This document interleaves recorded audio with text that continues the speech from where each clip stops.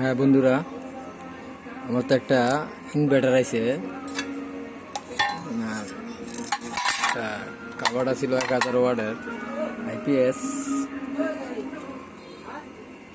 IPS inverter আছে। আপনার সমস্যাটা হইলো এর এসি আউটপুট দিতেছে না। তো আমি এই রেজিস্টারটি পাল্টাইছি আইসিডির কাছে আজ সাথে সাথে যে আপনার ছোট এই রেজিস্টারটিও সমস্যা হয়েছে। তারপর এটাও সমস্যা হয়েছে, এটা পাল্টাইছি, এই আইসিটা পাল্টাইছি, এই রেজিস্টারটা পাল্টাইছি। তারপরে এই রেজিস্টার নাই দেখে আমি 1K একটা রেজিস্টার লাগাইছি, ঠিক আছে। তো আমার তো এই আইসিটি ঠিকও না। আর একটা আমি আইসি নিয়েছি, এই আইসিটি নিয়েছি। এই যে স্টিকারটা যে 1000 ওয়াটের দেখাই ইনভার্টার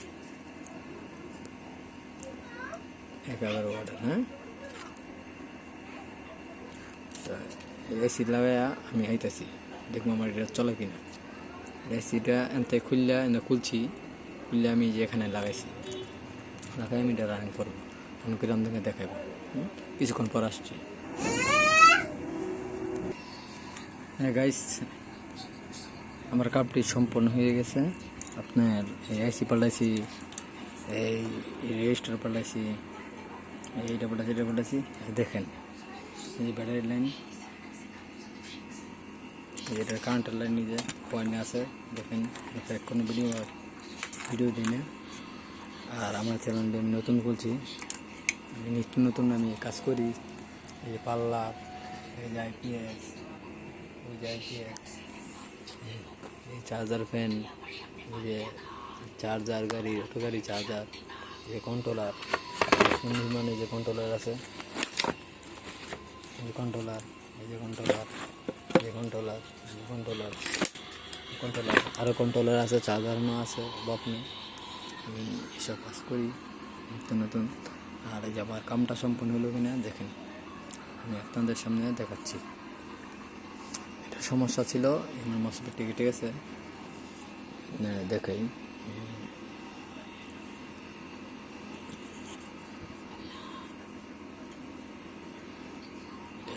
বানানো হয়েছে আইপিএস চার্জিং। এটা তো চার্জ দিতে পারবে না, চার্জ হবে না, এটা ট্রান্সফর্মার দেখা হয়েছে। আর আপনার বিসমিল্লাহর নাম দেয়া,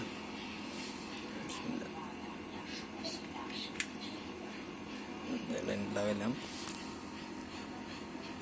এই যে সুইচটা দিলাম, এই যে চালু হয়ে গেছে। আর এই দেখি তারপর চালু চলে কিনা, আপনাদের সামনে দেখাচ্ছি। একাতে ভিডিও করতেছে তো, তাই সমস্যা। এখানে একটা বাতি জ্বলে, বাতিটা জ্বলবে।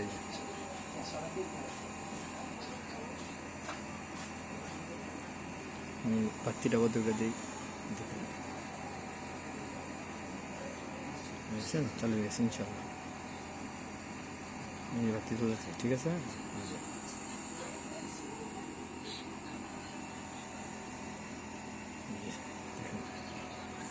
ওকে, এখানে যদি আমার কমেন্টে জানান তো আমি আরও ভিডিও দিব, ভালো ভালো ভিডিও করবো। হ্যাঁ, ধন্যবাদ।